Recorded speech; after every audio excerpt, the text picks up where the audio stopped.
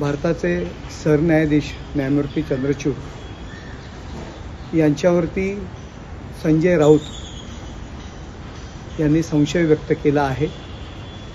त्यांच्या घरी नरेंद्रजी मोदी श्री गणेशाचं दर्शन घ्यायला गेले होते, यावरून त्यांच्यावरती संशय व्यक्त केलेला आहे। त्या संजय राऊत यांचा प्रत्येक मराठी माणसाने तीव्र निषेध करायला पाहिजे।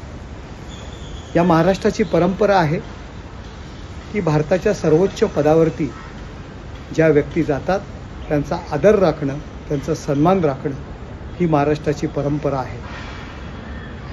राष्ट्रपती प्रतिभा पाटील ज्यावेळी झाल्या होत्या त्यावेळीसुद्धा माननीय शिवसेना प्रमुख, हिंदुहृदय सम्राट माननीय बाळासाहेब ठाकरे यांनी त्यांचा आदर राखला होता आणि देशाच्या सर्वोच्च पदावरती मराठी व्यक्ती विराजमान झालेली आहे, त्याचा अभिमान आहे अशा पद्धतीचं वक्तव्य करून त्यांना पाठिंबा दिला होता।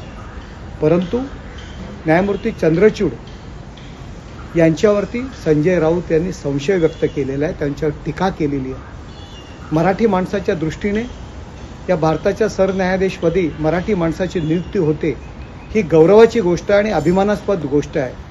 परंतु अशा व्यक्तीवरती नरेंद्रजी मोदी गणेशाचं दर्शन घ्यायला त्यांच्या घरी गेले म्हणून टीका करणं हा मराठी माणसाचा अपमान आहे, मराठी अस्मितेचा अपमान आहे आणि यामुळे समस्त मराठी जनतेतर्फे मी त्यांचा निषेध करतो आणि संजय राऊत राजकारणासाठी या थराला जातील याची खरोखरच त्यांच्या भूमिकेबद्दल कीव वाटते। ठळक घडामोडींसाठी देशोन्नती न्यूज चॅनलला सबस्क्राईब करा आणि बेल आयकॉन प्रेस करा।